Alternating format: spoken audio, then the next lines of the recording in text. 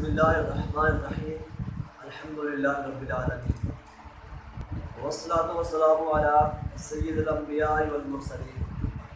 معزز ناظرین، رمضان المبارک کی ان پرنور ساعتوں میں ہم نے درس تصوف کا آغاز کیا ہے، تو اسی حوالے سے آج ہمارا پہلا درس ہونے جا رہا ہے، جس میں ہم سب سے پہلے بیان کریں گے کہ لفظ صوفی کسے کہتے ہیں۔ تو اس کے متعلق بہت سے لوگوں نے کتب مرتب کی ہیں۔ ایک گروہ کا خیال ہے کہ صوفی اس لیے کہا جاتا ہے کہ وہ صوف یعنی کہ اون کے کپڑے پہنتے ہیں، اور دوسری جماعت کے نزدیک یہ حضرات پہلی صف میں ہوتے ہیں، اس لیے صوفی کہلاتے ہیں۔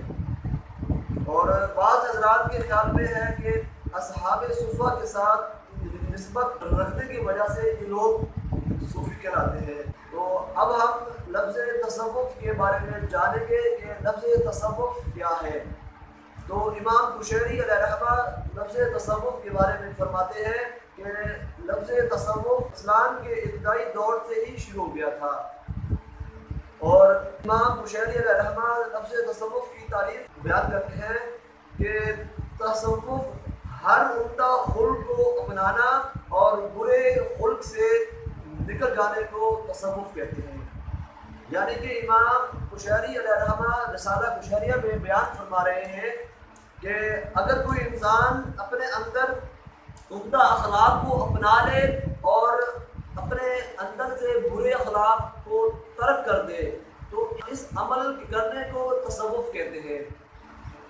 اور اس کے ساتھ ہی حضرت ذوالنون مصری علیہ رحمہ صوفیہ کرام کے بارے میں فرماتے ہیں کہ صوفیہ کرام وہ لوگ ہوتے ہیں کہ جنہوں نے اللہ تعالیٰ کو ہر چیز پر ترجیح دی اور اللہ تعالیٰ نے ان کو ہر چیز پر ترجیح دی۔ یعنی کہ صوفیہ کرام ایسا طبقہ ہے کہ وہ ہر چیز پر، دنیا کی جو ہر چیز ہے اس سب سے بڑھ کر اللہ کو ترجیح دیتے ہیں، اور اس کے نتیجے میں اللہ تعالیٰ بھی ان کو اپنے نزدیک ہر چیز پر ترجیح دیتا ہے۔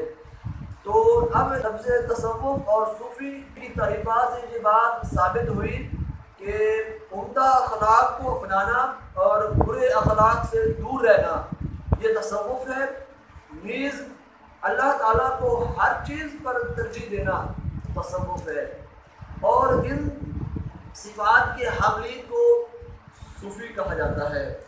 شکریہ والسلام۔